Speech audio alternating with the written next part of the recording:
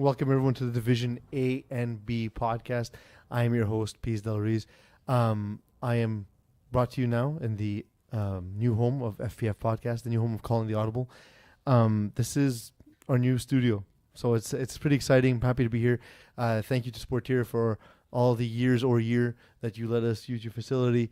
You're still our official supplier of uniforms and shorts. If you have not yet got a uniform, remember there's still time to get it before the end of the season or for next season as well. Great uniforms, great price. Sportiera, that's not their slogan, but it's better than what they got. And I'm joined by the absence of Marco Mastriotro, but the presence of Vinny Galano. Vinny, how's it going, bud? I'm good. Fun fact about Marco, he actually planned a trip at halftime when we were losing a Brocasian because he didn't want to show face after calling them out last week. Yeah. Smart man. It's one of the things actually I have on our slate of games. Before we get to that, of course, Chap, I want to thank you in advance for all the wonderful production work and from saving me from having to work with Eagle. So that's very much appreciated. I do like that you don't get as mad when I yell at you. Yeah, I could get mad, but what's the point, really? I mean, it won't change my behavior. You're just going to yell into the mic, and then Vinny's ears will hurt. So welcome to our new studio. For those of you who want to send me your thoughts on the podcast, on the studio, on anything FPF, I'm always very receptive, and I likely will make fun of you. You can tweet me directly at PSFPF. If you want to tweet Vinny, it's the wrong place to find him because he doesn't do the Twitter thing because he believes himself to be too cool.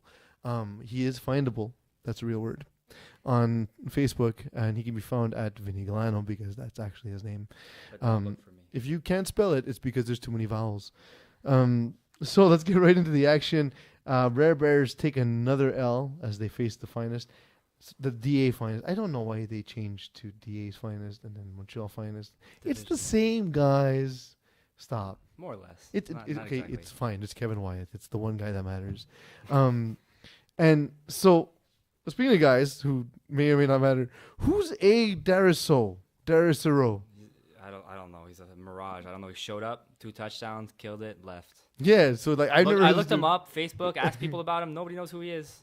Like, seriously, you said you were talking to Theo. He's like, zero idea who this guy is. So I mean, A. Dariso, please send us your introduction. Let us know who you're at. Definitely though, a hell of an introduction Tweet to FPF. Tweet P's indeed. And hell of a first game. Both Marco Mastriotro and Kevin Wyeth were virtually perfect in this game. Finest win on converts.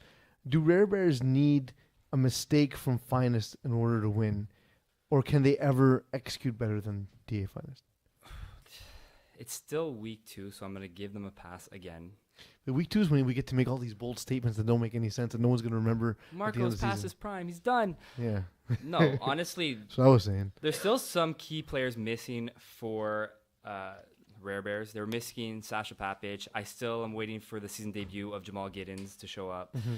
I mean, it's always been, I think, D-Boys, Care Bears, Rare Bears, whatever the hell they're called now. Care Bears, I like Care that. Bears, yeah. Care Bears. They're playing like Care Bears right now.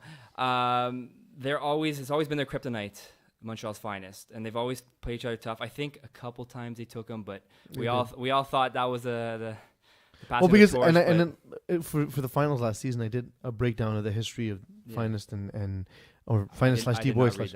Yeah, I know. Honestly, and about halfway through, I wanted to put a bullet in the back of my face, like the back of my face.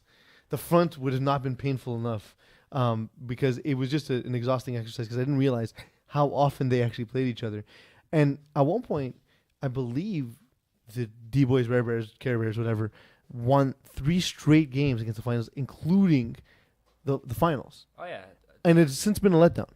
All of us watching, we thought, okay, it's the Finest are over. This is the new top team, new top dogs. No one can match with D-Boys. And then I don't know what happened. This next season, Finest came back. They came back with a vengeance. They're like, no, we want our title back. And then they won the championship and just came back. And they looked angry too last season, right? Like yeah. They came out angry. Came out angry, race each other after games. Like, they didn't give a crap. They're just like, we're the top team. We're going to show everybody. Top team, perhaps in name. Top team this week. Top team, not typically in performance, as Top Guns. Beating Braves 36-32. So this question was for Marco. surprising. I mean, you're not surprised because you play for them, but it's still surprising outcome. I would believe it will not be surprising for Mark. I'll speak for him because Jamil Springer was there, which is what we need to win apparently. Okay, so the rest of the team doesn't matter. No, Jamil Springer's there. The vocal, the athlete, we're set. No, but Jamil Springer is a superstar. I'm not gonna lie. He's just saying that because he knows you're listening, Jamil. Yeah. So Rob Robinson, Paul LaPierre each threw 3 touchdowns. I wasn't there for this game, so I need you to explain why that happened, how that happened. So the mindset for Paul this game is let's have a game plan that nobody will ever see. So, for example, I showed up 5 minutes for the game, didn't even warm up, nothing. That's the game plan. You showed up 5 minutes before. That exactly. I'm like, not even warming up. Yeah. Warm up overrated. Second drive of the game. Vinny, you go in quarterback. They won't know what you're doing. Throw a pass. Next play. Okay, Robbie, your turn. Next play, Paul's turn. Next play, Paul go with a Robbie wrap. Next play, Paul go, Robbie wrap, Jamil drop. Seriously? I didn't even know what the hell was going on. We didn't even know the game. And this won in Division A. Hey, the Braves are one of the best teams at adjusting to game plans. And so you give them something unadjustable. Unadjustable because we didn't even know what the hell we were doing. You couldn't even adjust to your own I was game like, plan. okay, I'll go quarterback. But no, honestly, it was good play calling. It was good strategy because Paul knows they're a big team. They're fast, so we put Paul at receiver and for size. Last play of the game, that's how we won the game. Paul pulled himself out as quarterback, so let's do this play. I will get position on my guy. Just throw it to me. And Paul just bodied the guy out on a post and made the touchdown to win the game. The a notable absence, however. George Gary P. Sorry, I forgot his first name momentarily. Can we do something? Can you find a way to punish me every time I forget a first name or a name? As guest busy. Tweet. They should just tweet the punishments at you, and we'll choose. All right, sounds good. Because I want to get better at this. I used to be good at names, and now as I'm getting older, I'm forgetting. Since when were you ever good at names? This is before. Dude, I'm very old. This is before I knew you. So. JD Chevalier having an impact first few weeks. I had 3 touchdowns this game. However, you said he didn't play as well as the stat line indicates. Yeah, there was a few miscommunications on the. I'm not gonna make excuses for my defense, but it was a few miscommunications, and he just was running streaks down the sideline, 20 yards wide open. 2 plays left at a half, cover 3, and somehow the guy runs a streak on the sideline and is 15 yards over top everybody. It should not happen. Don't get me wrong; he's one of the top receivers in the league. He's one of the quickest guys, crazy cuts, great hands. So yes, he's going to produce very well, especially with Jonathan Maru, who's all about timing, all about speed, all about leading his receivers. It's a match made in heaven, that. But yes, they were missing their top guy, Gaspizzi. They were missing him, and that might have been a difference maker. He's two-way superstar, top 10 player in the league 2 ways. But we'll take the W without him. It's fine. He doesn't have to show up anytime we're playing him if they don't want. Braves rusher Emile Piché, underappreciated? Extremely. This guy... He was typically a Division 5, Division D player. That's how I knew him. I knew him as rusher for the team C. Difficile in Division 5 or Division D back in the day. Yeah, but now he has a defense behind him. Yes, that makes a difference. It's one thing we were in Division 5 and blown coverages, but I played him twice last year as a quarterback, and this guy contained... I could not get around him. Speaking for myself, I watched Daniel Lazara. He's in his face. Tall quarterbacks like Paul. His hands are up there. He's a tall guy. Comes, never says a word. 100% full speed, and you can't break him. He's a great player. He is underappreciated. He will not always have the stat line to show it, but definitely always playing pressure. He is the difference maker on that defense, in my opinion. Braves' offense looks less explosive than it did in Div 2. Will this hurt them down the line? I don't think so. I think they're going to get the hang of it. It's a different speed in Division 2. I'm trying to get you to make all these big statements, and you're like, meh, maybe. Don't know. Don't think so. I don't know. Take a stand, Vinny. But I don't think so. I told you last week, I think Braves are going to finish top 3 in this division. I think they're one of the top teams. So, no, I will not call out the Braves because I don't think there's any reason to call out this team. They did lose this week. It was a great game, but it came down to the last play of the game. It wasn't like a blowout. They are one of the better teams. They're going to adjust to the division. They have the speed, the size. They are one of the top teams, in my opinion. So, no, I will not call them out yet. All right. Maybe next week, if they lose again, then I'll call them out. The top team right now in the division, Rainmakers, after a 47-40 win over Monstars. Rainmakers at 2-0 to start the season. Do you find that hard to believe that Rainmakers barely even registered for the division, was late registration, didn't know if they're going to play, coming in now 2-0? It's true. surprised. I'm surprised they beat Rare Bears to start off. So yes, I'm definitely surprised they're 2-0. I thought they would have handled Monstars a bit more. I think they're a much stronger team. Monstars defense is pretty weak, so I expected them to score at will, but just Mashtood is impressive, which is not even the question you asked. Yeah. But no, I'm not surprised. Look, they have they're like Braves. They have chemistry. They played with each other for years. Their defense was never that strong, but they did have some huge ads. Like Serge Pilon Jr. pulls up this week. Like this guy is amazing on defense, amazing receiver. Teddy Fournette returns. Exactly. He shows up. That right there is a lockdown defender. And Steven Osmond's good. You got Milano, new player in the division. Nobody really knows who he is. He's tall. He's fast. So they have upgraded their defense, which is going to help their team this year. Are you surprised that they've allowed roughly the same amount of points as Finest and Braves? Yes. Because Rainmakers have always been fine on offense. And if you have a game like this where we saw it go 47-40, they go score for score. But they won a game with their defense and now one game with their offense. I find that very impressive. I gotta say, yes, they do have new faces, and I'm not that surprised they're playing that much better on defense because of what they have. But considering their history, you expect every game to be over 40 versus them. They have to win a shootout every game, pretty much. Two offensively powered teams allowed us to watch Brisebois versus Serge Pilon, as we mentioned. Fred Vien versus Teddy Fournette. A lot of times we have this habit in Division A and B, 1 and 2, that when we recognize names, we automatically give them the pass. Like, well, these guys are obviously better because they've played in the division, because we know them, because they're more familiar. But are we ready to say that Antoine Brisebois, Fred Vien, these guys, are they legitimate playmakers? Are we ready to anoint them as Division A playmakers? Yes. I've seen Brisebois make monster plays over some of the top defenders. The guy is quick. The guy is athletic. The guy has amazing hands, and he's strong, and he attacks that ball. Weirdly, when he played tackle, he was a quarterback, so that's interesting as well. He attacked that snap. Definitely. And that brings us to Division B. KGP losing 6 fast guys minus Ryan. They are minus Ryan, but they are plus a lot of the guys from Monstars. Those guys actually, I believe, started. Well, they were on loan, kind of, from six guys minus Ryan, but this is them playing on their for their core team. One thing to note: there was no real adjustments by KGP on defense. McLean was basically on Justin Blanchard the entire game and shut him down, but then Phil Cutler was on Brisebois, and Brisebois tore him a new hole, basically. Are you surprised to not see any adjustments, or was it just them convinced that they can, no matter what reality said, their guys can make the stops? I'm actually shocked it wasn't Gordon Hogan who went on Brisebois. And Gordon Hogan was there. I know, I saw him on the stat sheet. Phil Cutler's a great guy in the flats, great tackler, but speed and size, he's going to get beat every time. It's nothing against him. He's a smart defender, but Brisebois just more athletic. He just can't keep up with him. Mm-hmm. I'm shocked they didn't adjust. Even put... Actually, I would have put Justin McLean. I would have put Justin McLean on Brisebois just because of size and speed, and I would put Hogan on Blanchard. Yeah. And I would put Phil Cutler on. I probably put him on. I've played with Blanchard, and he's a good friend of mine. Yeah. It's possible to shut him down because he's fast, but he's not like, this is a division where everyone's fast.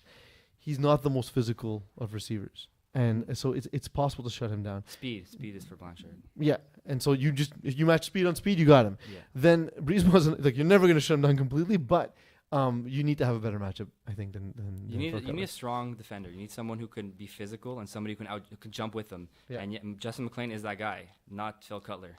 KGP defense did little to stop the 4 plays run all game by 6 minus.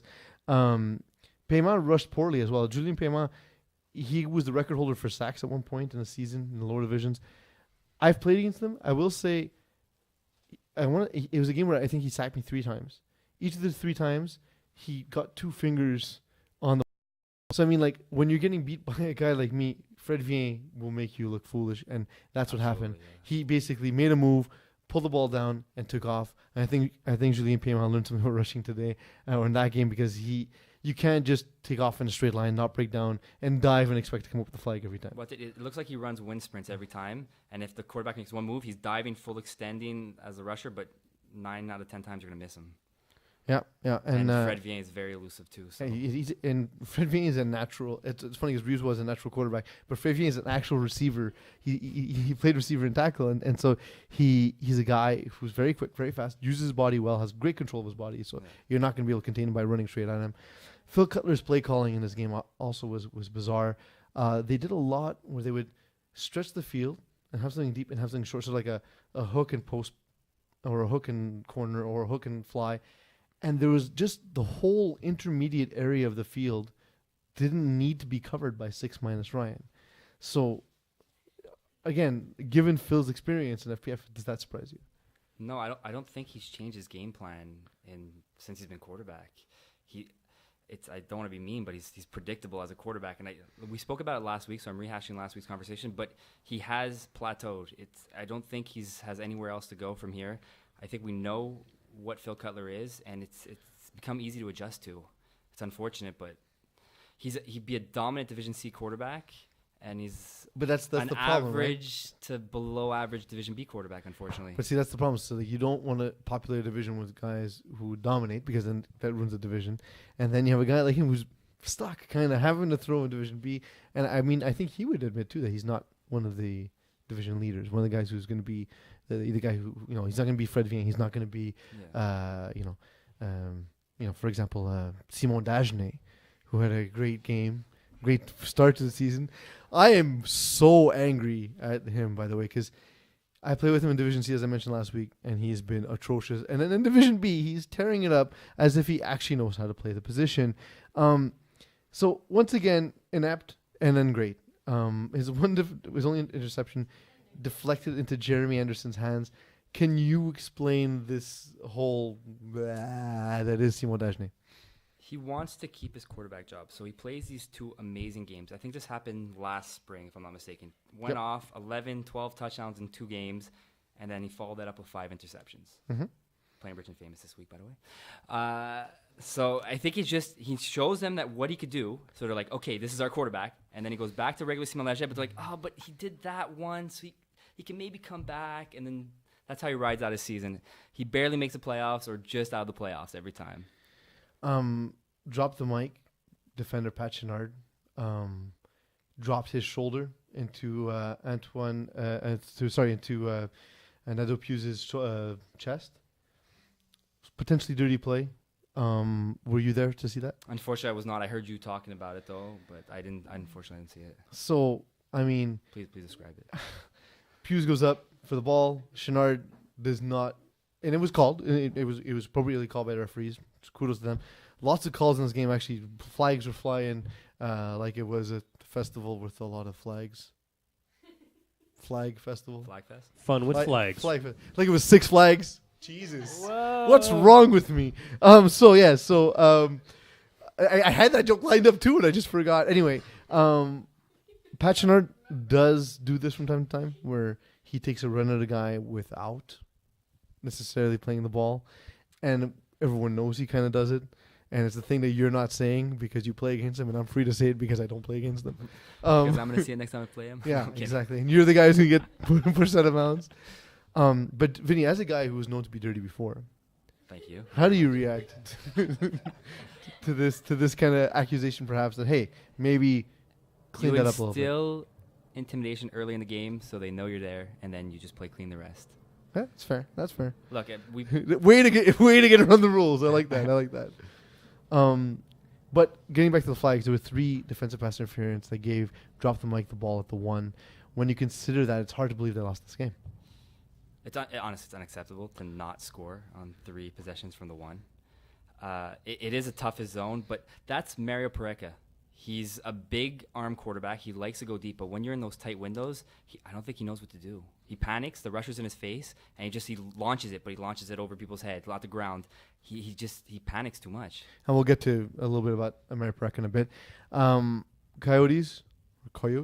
How do you pronounce that one? Coyote. Coyote beat Quan 40-22.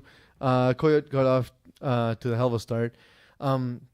For Quan, however, I want to draw your attention to the most interesting stat, the most telling stat. Jabril Springer, 1 game played.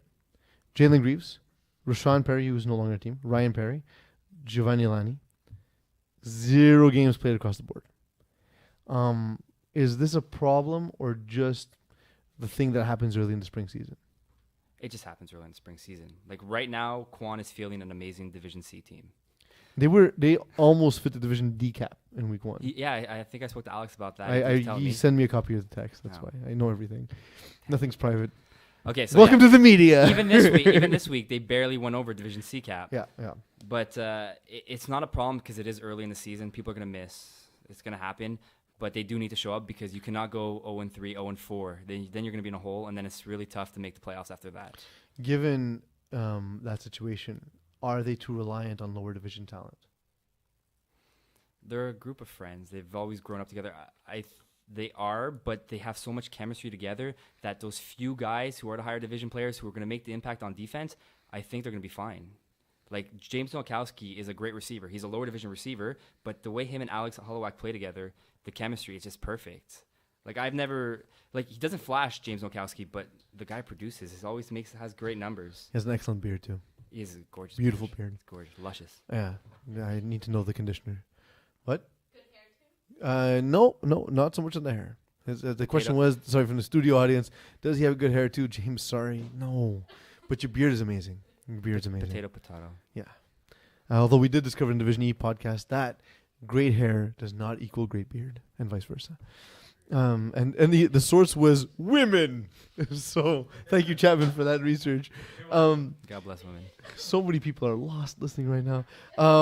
Nobody's listening. Sammy Feeder, he's got a lot of lower division talent, and it's working. But I will say he got away with kind of a lower divisional game plan, post and wheel nonstop. That will not work all game long against a better team. But they do have a great combination of lower division talent, and Danny Demore, Jacob Burnett, guys. I think Jacob is only sparing until Josh is back, though, if I'm not mistaken. Okay, but then when Josh comes back, it's the same kind of. Yeah, exactly. Yeah. And again, like I may be falling prey to the thing I said before. Well, we recognize guys as Division A guys, so therefore a guy who played Division 5 can't be as good. Well, we don't know. Like we don't know until they never played against. Exactly. Yeah, exactly. Like you for a long time were a guy who played, in the black and white era of FPF. Yes, you played high division, but then I knew you as a guy who played Division D, played Division 5, Division 4. But it's changed. The league itself has changed. And of course, Ryan Lelanowski, a nice piece to add to that team as well. Great receiver. Yeah, great receiver, just fast dude. Unbelievable, yeah. Then we look at now the game I'm excited to talk about.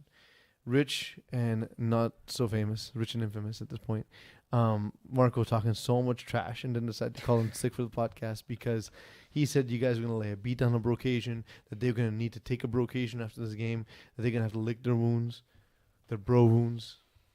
And I got to clean up Marco's mess now. Yeah, do it. Okay, Brocation, honestly, how do I break this down? Okay, Christian Sarantola can't throw, but he's a great runner. Exceptional runner. We have probably the best rusher in the league, Ryan Aridi, and he just had. But Ryan was falling all over the place. He looked awful. Christian had his number all game. Like he was all first half. Coverage was great. We were covering. We took away first, second, third look. Just had all day. It's hard to say a man that handsome looked awful, but Ryan Reedy, terrible. Oh, he looked great, playing terrible. Yeah, exactly. I mean, the team picture is great. Yeah, beautiful man, gorgeous, but not so much in the game. But we did call him out at halftime. Second half, he adjusted, and once Christian was stuck in the pocket, just the stats show it 13 for 34. Like that doesn't happen. Division B. That should not I know happen. you knew this, but I don't know if you know how microphones work. Yes, I looked your mouth away from the microphone. 13 there for we 34. Go. There we go. That should not happen in Division B. Yeah, I feel really bad for Brocation because they have a great receiving core. Justin Sarantola made an insane sideline catch, full body extended, tiptoes after a tip pass. Like the guy's ridiculous. He cut across the field, outran two of our guys. They have a great team. Just they don't have a quarterback. Lonnie Johnson subbed a quarterback for you guys. How was that? Lonnie's a great quarterback. Just it took him. He could not adjust to us. We have a weird rotation on offense where half our offense comes off every drive. And he was telling us after the game, he's like, "You guys won't win like that." He's like, "I don't know how Rich does it." He's like, "You have no chemistry. You run this way, he runs that way." I kind of feel that Rich, like he just has a good understanding of spacing and timing in general. Like you can just throw a bunch of shopping carts out there, and he'll deliver the ball into the shopping carts. You know what I mean? Like I've seen it even in his lower division teams. Like you just rotate guys, and he's still the same guy. It depends on quarterback. know? Someone He's like great at that. like Lonnie was a pocket guy. It's all about timing. He doesn't move, so he's waiting for that cut and he's expecting to be somewhere. Someone like Rich, who's a bit more elusive, can scramble. Then he'll buy that extra second and then he'll find that open receiver. Mm-hmm. It's much different. But Lonnie played great. We had a drop touchdown that led to an interception the next play. Sorry, we stalled on a few plays, just bad timing, and honestly, we did not play well again. Does Kyle the Great Lebowski have a big enough impact on this offense? No. I would throw Kyle every 2 plays on that team. It's bizarre, right? Like He can you go figure he would be the guy to go to, the big name guy, right? But he'd go drives where he wouldn't even see a target. It made no sense. STL beating Kings, beating down the Kings. I mean, that makes a lot of sense when you're looking at STL, and we'll talk a little bit about Dylan Taylor's involvement in Division 2 as well, Division B as well. Matthew Rene has been inconsistent in the past. How can he develop consistency with a relatively new, and when I say constructed receiving core, I mean like guys who haven't necessarily played together? Marc-Andre Lapointe, John Lewis, not guys who've played with Matthew Rene before.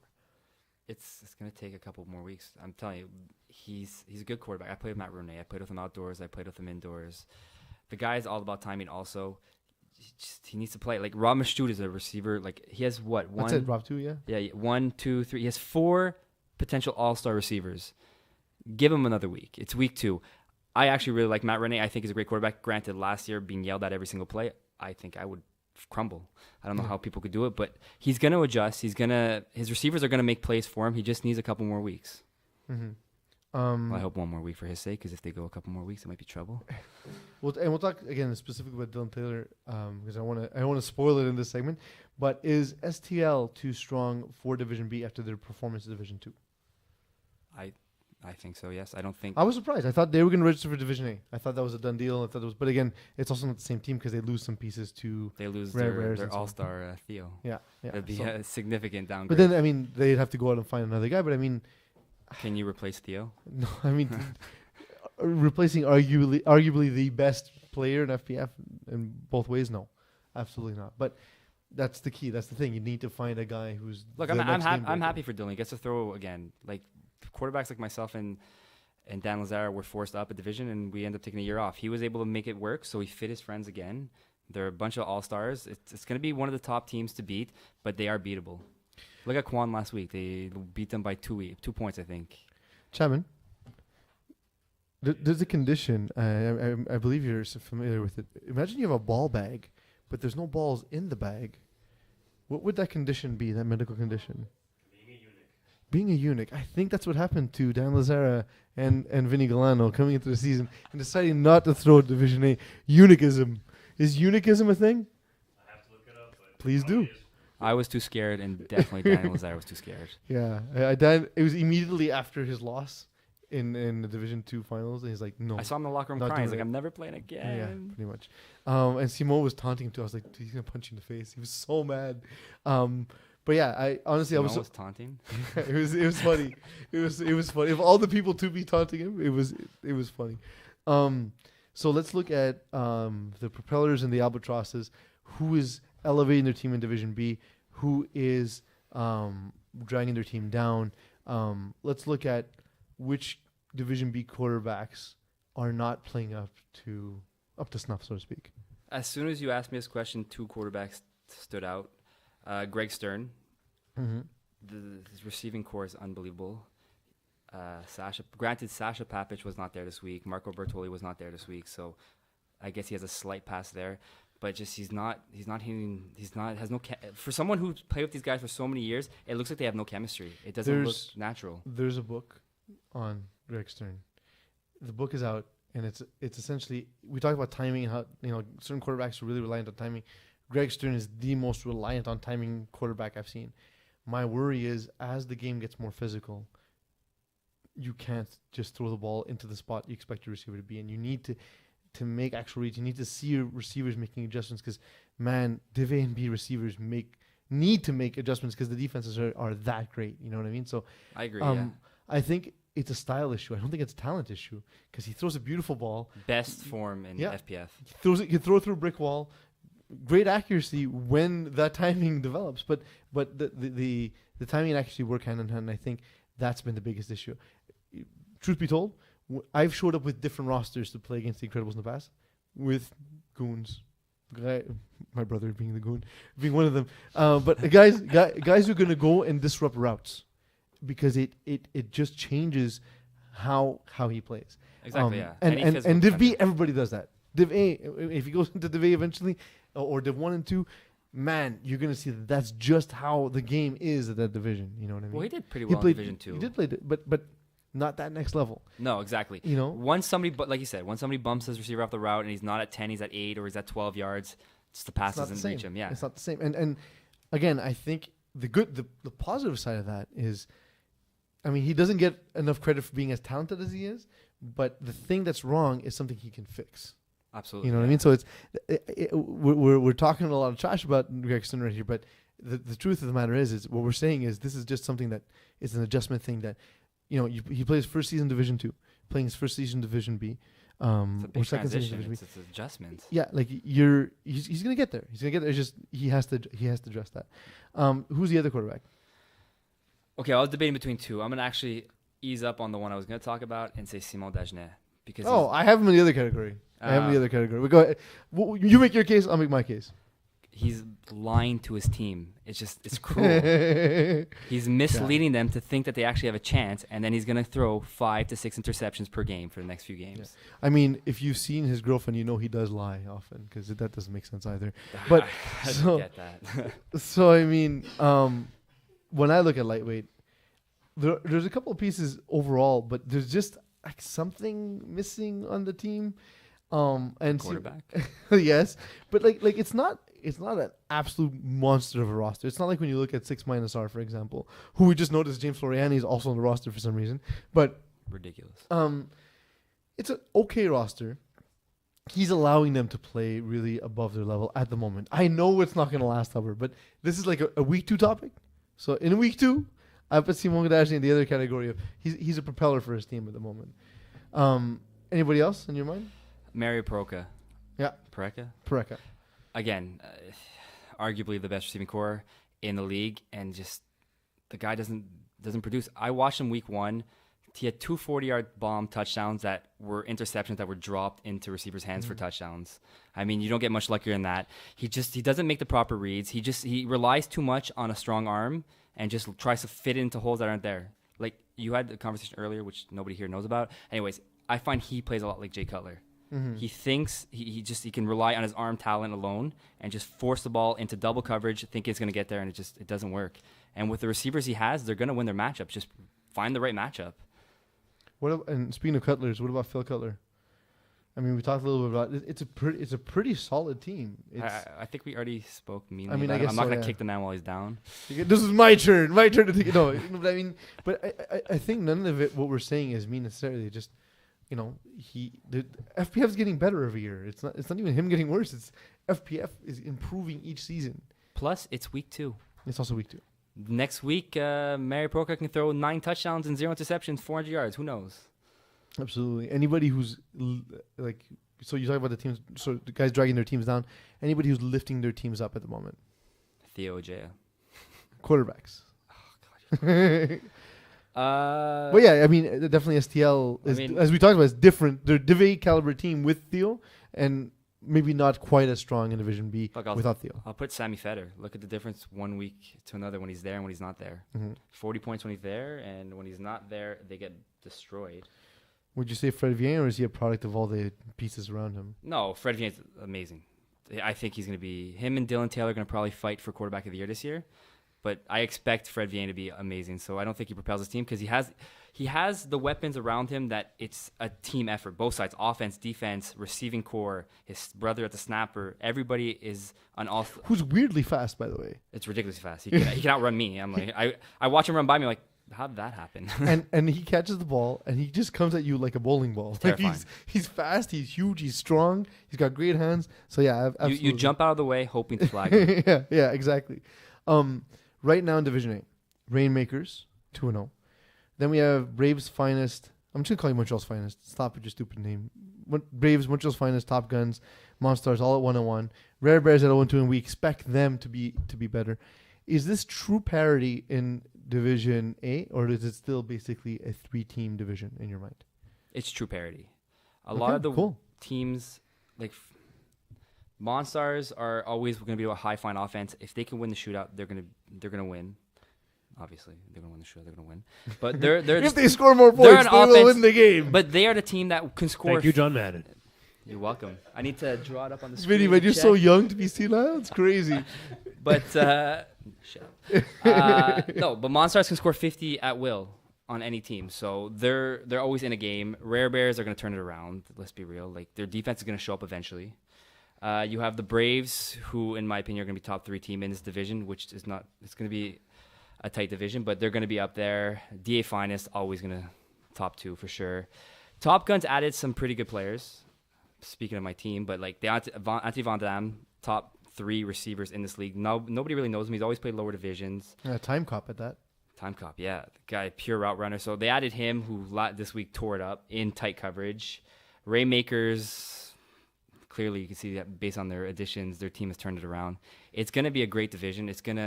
I don't think any team is going to finish with less than 3 wins this season, which is saying a lot for Division 1.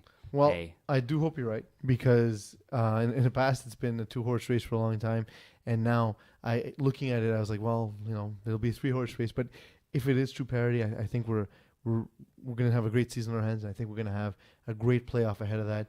Chapman, did you come up with a segment for this week?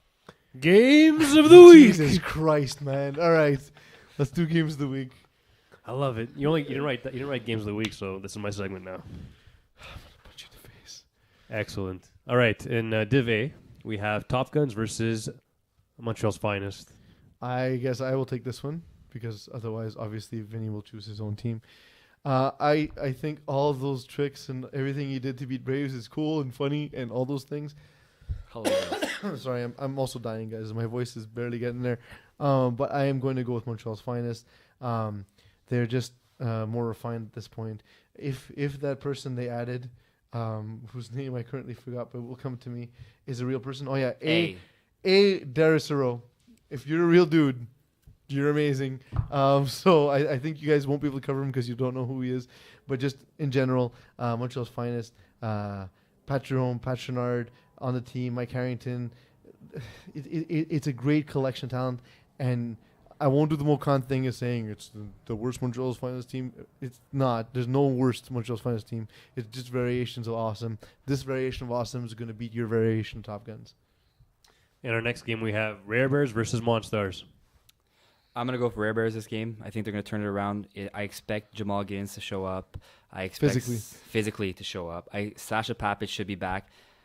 I'm predicting 3 interceptions for Rob Mashdood, who I think has none so far this season. He does not have one yet. So I think the defense shows up more than anything for Rare Bears this week. Upset. I predict upset. Go ahead. Next. Braves versus Rainmakers. Man, I really want to pick Rainmakers because I'm so happy with how they're doing. But unfortunately, I think the winning streak comes to an end. George Gary P, if he comes back, will play a big role. JD Chevalier will continue to find his way with the team. Braves win this one, although it'll be a high-scoring game. I see it like a 40-32 kind of game. I agree, Braves. Moving on to Division B, Quan versus KGP. I expect Quan's key players that we spoke about earlier to actually show up as well. Same answer as before. But Alex Hollowak is going to drive that offense. They're going to color, unfortunately. I think he's going to throw a few interceptions. That defense is going to be Quan's defense is going to be stout as usual with their top players. Quan's, I think, is going to take it by 3 scores. Hollowak texted me today to say this week the cavalry is coming. So then Quan by 4 scores. Or he's going to buy a lot of horses. Les Coyotes versus 6 fast guys minus Ryan Philippe. It's a good game. There's so many inside jokes all at once. So for that reason, I choose 6 fast minus Ryan. They're just a better team top to bottom. Coyotes will not be able to make a stop, and 6 fast will make a couple stops. Rich and Famous versus Lightweight. I will do this one again. Rich and Famous, you guys have not yet found your way.